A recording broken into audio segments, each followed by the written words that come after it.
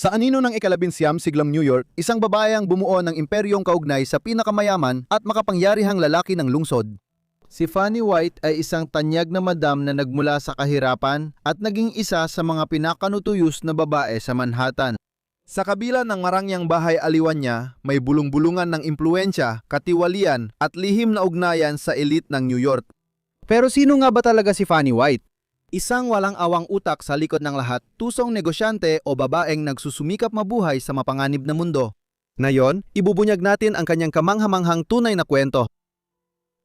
Ang babaeng nakilala bilang Fanny White ay ipinanganak sa nayon ng Cherry Valley sa estado ng New York noong ika-22 ng Marso, 1823. Bininyagan siyang Jane Augusta Funk at siyang panganay na anak ni na Jacob at Jane Funk.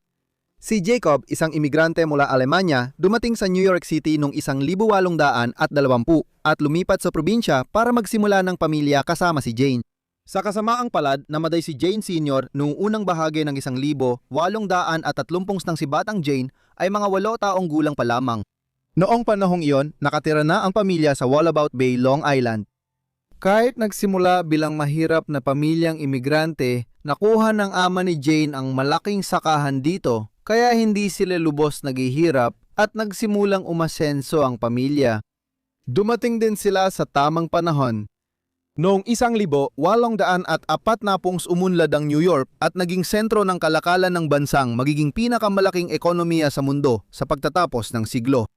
Dahil dito, nabigyan sina Jane at mga kapatid niya ng sapat na edukasyon para sa kanilang panahon at antas at kilala si Jane bilang mahilig magbasa. Ayon sa isang polyetong inilathala kalaunan tungkol sa buhay niya, sa edukasyon ng dalaga, malaya at maingat na ginugol ang pera at pag-aaruga. Agad niyang natuklasan ang husay niya sa mga araling itinuturo sa mga edukadong dalaga. Bata pa lang siya, sumusulat na siya ng mga tula na higit ang husay at namumukod sa mga dalagang kakilala niya. Sa kabila ng talino at marangal na pagpapalaki, malapit nang dumaan si Jane sa mas madilim na yugto ng buhay. Batay sa mga sumunod na salaysay, noong 17 o 18 taong gulang pa lang siya, nabiktima siya ng isang mas matandang lalaki na umakit at nangakong mamahalin at pakakasalan siya bago siya iwanan. Sa Amerika, noong ika-19 na siglo, kakaunti ang iskandalong kayang lubusang sumira sa isang babae. Ang babaeng naakit at iniwan ay madalas ituring na wasak ang dangal, itinatakwil ng kagalang-galang na lipunang panggit ng uri at iniiwang mag-isa sa mundo. At maaaring dahil dito kaya siya agad nagtungo sa New York City. Nang si Jane ay nasa edad na mga 19, lumipat siya sa New York City kung saan nakatira at nagtatrabaho bilang karpintero ang kanyang kapatid na lalaki. Gaya ng nabanggit, mabilis ang pag-unlad noon ng New York, mahalagang maintindihan ang konteksto ng paglago nito upang maunawaan ang mundong papasukan niya. Noong 1800 ng lungsod ay halos isang maliit na bayan lamang na may humigit kumulang 60,000 katao na nagtipon-tipon sa Lower Manhattan. Pagsapit ng 1,850 lumawak ito bilang isang metropolis na may mahigit kalahating milyong tao at mga paglawak sa paligid ng Ilog Hudson. Sa kabila ng paglago ng lungsod, dumating si Jane na kulang sa oportunidad at koneksyon. At ang tanging nahanap niyang trabaho ay sa hotel. Mahabang oras, mababa ang sahod, at sapat lang para matustusan ang sarili. Araw-araw siya ng trabaho sa maingay at mausok na lungsod, malayo sa tahimik na buhay bukid na nakasanayan niya. Gayunpaman, ang New York ay isang lungsod ng tukso at oportunidad, at hindi nagtagal, nahatak si Jane sa isang mas madilim na mundo. Kasabay ng pag-unlad ng lungsod, dumami rin ang mga lalaking naghahanap ng partikular na serbisyo. Noong 1840 naging tahanan ang Manhattan ng libu-libong kababaihang nasa prostitusyon sa likod ng mga bahay aliwan, sayawan at madidilim na paupahang bahay. Kadalasang ilang taon lang nananatili dito ang mga babae bago magbagong buhay, umaasang makalayo dala ang perang naipon. Di naglaon, sumali na rin si Jane sa kanila gamit ang pangalang Fanny White sa trabaho. Inilarawan siya bilang kakaibang kaakit-akit sa anyo at itsura at hindi nagtagal ay sumikat siya. Noong kalagitnaan ng 1840 nakatira na siya sa bahay aliwan sa 50 Leonard Street katapat ng New York Law School na yon at malapit sa Jenga Tower. Noon, karaniwan ang lugar na ito para sa mga prostituta sa Lower Manhattan sa kanluran ng Chinatown at ibaba ng Soho. Halimbawa, ang kaibigan niyang si Kate Hastings ay may sariling bahay aliwan sa tapat ng kalsada. Sama-sama, ang mga babaeng ito ay bahagi ng lumalaking hanay ng mga ambisyosang may-ari ng bahay aliwan na nagkakamanlang yaman sa anino ng mabilis na pag-unlad ng New York. Mabilis na napatunayan ni Fanny na isa siya sa pinakamatagumpay sa kanila. Noong 1851, nakuha niya ang ari-arian sa 111 Mercer Street at ginawang tahimik ngunit marangyang bahay aliwan para sa pinakamakapangyarihang lalaki sa Amerika. Sa likod ng mga pinto nito, dumaraan ang mga ngalakal, negosyante, kongresista at mga miyembro ng diplomatikong corps na bumibisita sa New York. Ngunit ang pagpapatakbo ng ganitong establishmento ay nangangailangan ng higit pa sa kagandahan at alindog. Ang tagumpay ay nakadepende sa pagiging maingat, impluwensya at mabuting relasyon sa mga pulis at opisyal ng lungsod. Bagamat tinutuligsa ang prostitusyon, kumikita pa rin ang lungsod dito sa mataas na buwis at inaasahan na ang mga babaeng tulad ni Fanny ay hindi mangangahas na hamunin sa korte ang mga otoridad. Pero hindi sila basta-basta nagpapatalo. Makikita sa legal na tala na madalas kinukontra ng mga prostitute at madam ang kanilang buwis sa pamamagitan ng kaso at apela. Hindi naiba si Fanny at agad siyang nakapag-ipon ng maliit na kayamanan. Noong 1853 tinaya kay Fanny ang $11,000 sa real estate at $5,000 sa personal na ari-arian, patunay na mayaman na siya sa pamantayan ng kalagitnaan ng ika-19 na siglo. Ngayon, hindi na lamang isa pang karaniwang prostituta si Fanny White sa Lower Manhattan. Mayaman siya, konektado at nakikihalubilo sa makapangyarihang lalaki, kabilang ang isang tagahanga na ang pagkahumaling sa kanya ay malapit ng magpasiklab ng pambansang eskandalo. Bagamat nakabuo na si Fanny White ng kahangahangang buhay sa anino ng lipunan ng New York, malamang hindi natin siya makikilala kung hindi dahil sa relasyon niya kay Daniel o Dan Sickles. Si Sickles ay umusbong na politiko sa New York at nahalal sa Asambleya ng Estado ng New York noong 1847. Malakas ang koneksyon niya sa Tammany Hall na namahala sa politika ng New York City hanggang ika-20 siglo. Unang nakilala ni White si Sickles noong panahon ng kanyang pagkakahalal, mga 28 taong gulang siya noon, habang si White ay mga 24 na taong gulang. Unti-unting lumalim ang kanilang relasyon at noong 1850, hindi na lamang karaniwang customer si Sickles. Nagkaroon ng relasyon sina Sickles at White kahit nagtatrabaho pa rin si White bilang kortesana at nakikipagkita sa ibang kliyente. Si Sickles ay kakaibang tao. Siya ay palabas at walang kahit anong pag-iingat pagdating kay White. Minsan, dumating siya sa State Assembly sa Albany kasama si Fanny na ikinagalit ng mga mambabatas dahil kilala si Fanny bilang babaeng bayaran. Ipinakilala niya si Fanny sa mga tao sa hotel sa kabisera at ayon sa mga kwento, nagpalipas sila ng gabi sa lungsod na magkasama. Si White ay nakabihis lalaki at nauwi ito sa pareho nilang pagkakakulong magdamag. Kasabay nito, hindi rin tama na sabihing naging isang babaeng sinusuportahan lang niya si Fanny White noong panahon na nakikita niya si Sickles. Mayaman na siya noon at pareho silang nagbibigay at tumatanggap sa relasyon. Halimbawa, may tala na tumulong siya sa kampanya ni Sickles sa eleksyon. Lalong sumiklab ang iskandalo kina Fanny at Sickles nang pakasalan niya noong 1852 si Teresa Bajoli, 16 anyos na anak ng kilalang Italianong kompositor at guro ng musika. Hinamak ni Sickles ang asawa at patuloy na nakikipagkita kay Fanny. Sa katunayan, mas malala pa ito. Noong 1851 ang tala ng buwis para sa bahay aliwan ni White ay nagbanggit kay Gino ang Bajoli bilang nagbabayad. Ipinapahiwatig nito ang isa sa dalawang posibilidad. Posibleng customer ni Fanny si Antonio, ama ni Teresa, kaya parehong naging kasintahan ni Fanny sina Dan at ang magiging biyenan niya. Ginamit ni Sickles ang pangalan ng magiging biyenan niya para kumuha ng credit lines at bayaran ang buwis ng bahay aliwan ni White. Ang kasal sa sumunod na taon ay tila hindi isang romantikong pagsasama, kundi desperadong paraan lang para maiwasan ang eskandalo ng mabunyag na buntis si Teresa. Nang mabalitaan ni Fanny ang kasal, kumalat sa New York na sobra siyang nagalit at personal niyang hinarap si Sickles, hinampas pa gamit ang latigo ng kabayo. Mas lalo pang naging eskandaloso ang relasyon nila noong 1853 nang italaga ni Pangulong Franklin Pierce si Sickles bilang kalihim ni James Buchanan, embahador sa Britanya at magiging pangulo rin. Sa halip na isama ang kanyang bagong asawa papuntang London, si Sickles ay sinamahan ni Fanny White.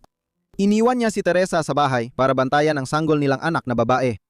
Pag-alis ni Fanny papuntang Europa, iniwan niya kay Kate Hastings ang pamamahala ng bahay aliwan na nagpapakita ng pagtutulungan ng mga may-ari ng bahay aliwan sa alta sosyedad sa Manhattan bago ang digmaan. Pag-uwi, ibinalik ni Hastings ang establishmento kay White. Sa Britanya, naging malaking eskandalo si Sickles nang patirahin niya si White sa bahay niya at isama pa siya at ipakilala sa maharlikang korte ng Britanya. Kasama rito ang di umano'y pangyayaring ipinakilala niya ito kay Reyna Victoria bilang Ginang Bennett.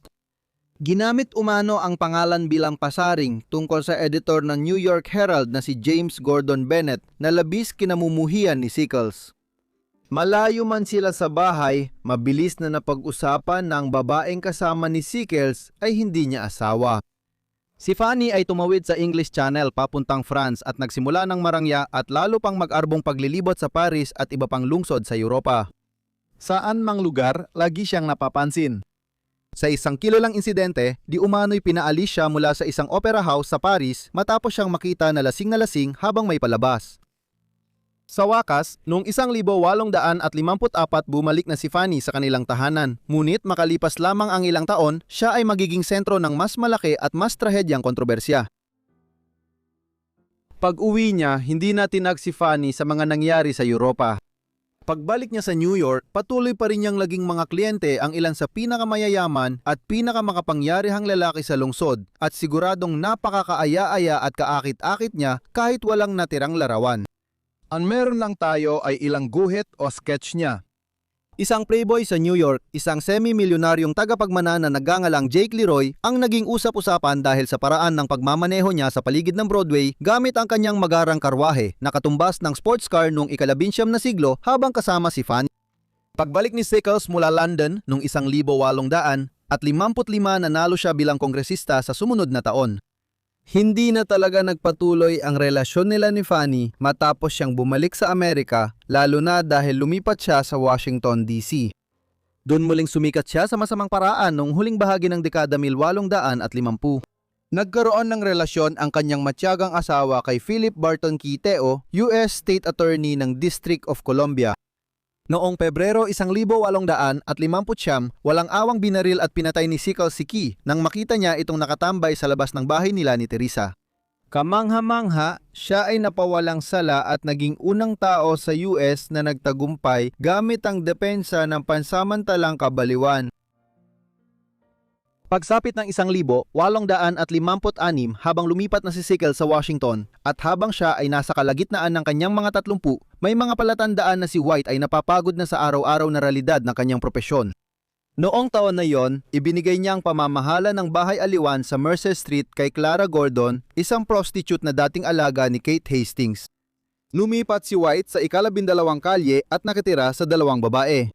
Mukhang ito ay isang desisyong panlipunan at hindi pinansyal. Kaya na niyang tumira mag-isa noon at malamang pinili niyang tumira kasama ang mga babaeng ito para may makasama. May ilang bahay siya sa lungsod at libu-libong dolyar na likidong ari-arian at salapi.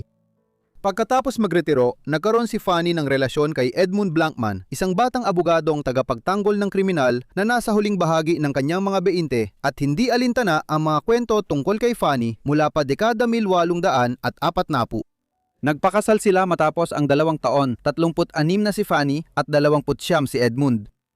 Sa kasamaang palad kasing gulo ng kasal nila Dan Sickles at Teresa ang pagsasama ni Fanny at Edmund. Interesado si Edmund sa isang pamangkin ni Fanny at pinipilit niyang ilipat sa kanya ni Fanny ang titulo ng isa sa kanyang ari-arian sa Manhattan. Namatay si Jane sa ilalim ng misteryosong mga pangyayari noong ika-12 ng Oktubre, 1860 sa edad na 37. Ayon sa opisyal na autopsy, inatake siya sa utak ngunit medyo bata pa siya para mangyari ito. Pinaginalaan ng kapatid ni Jane na si Edmund ang tunay na lumason sa kanya at humiling ng investigasyon sa kanyang pagkamatay. Bagamat natuklasan sa muling pagsusuri ang mga palatandaan ng pagkakaroon ng tuberculosis at syphilis, pati na rin ang mga sintomas ng sakit sa puso at malawakang pagdurugo sa utak, hindi nito nabago ang resulta. Nagkaroon ng opisyal na hatol sa kanyang pagkamatay at matinding alitan sa pamilya ni Fanny at dating asawa. Dahil walang anak si Fanny, ngunit nakalikom siya ng malaking yaman sa mga taon niya sa sentro ng madilim na mundo ng New York, inakusahan ng kanyang mga kamag-anak si Edmund ng pamimeke ng kanyang huling habilin bilang bahagi ng plano nitong angkinin ang kanyang malawak na ari-arian para sa sarili niya.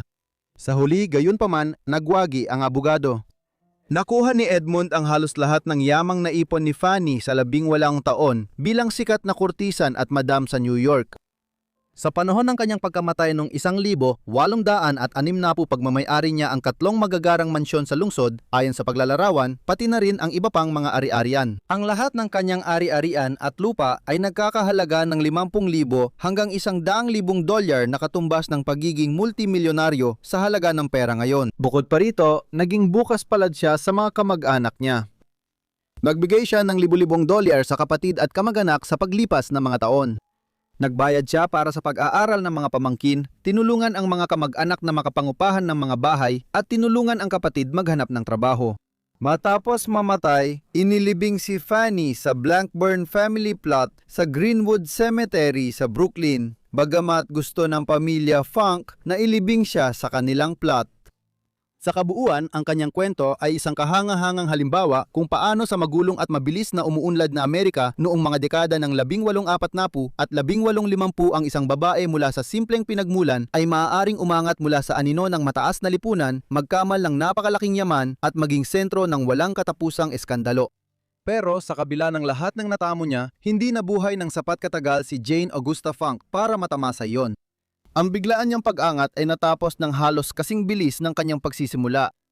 Maraming salamat sa inyong lahat sa panonood ng video na ito tungkol kay Fanny White. Sana ay naging interesante ito para sa inyo. Ipaalam ninyo sa akin ang inyong opinyon tungkol sa kanyang buhay sa mga komento. At kung gusto ninyo pa ng mga video na katulad nito tungkol sa mga kurtisan o mga babaeng kasintahan ng mayayamang lalaki, sabihin ninyo lang sa mga komento sa ibaba. Sana rin ay nakasubscribe na kayo at naka-on ng notifications para ma-update kayo agad sa lahat ng mga video ko kapag nag-upload ako. Siya nga pala, hanggang dito na lang muna ako, kaya magkikita-kita tayo muli sa susunod na Forgotten Lives. Salamat!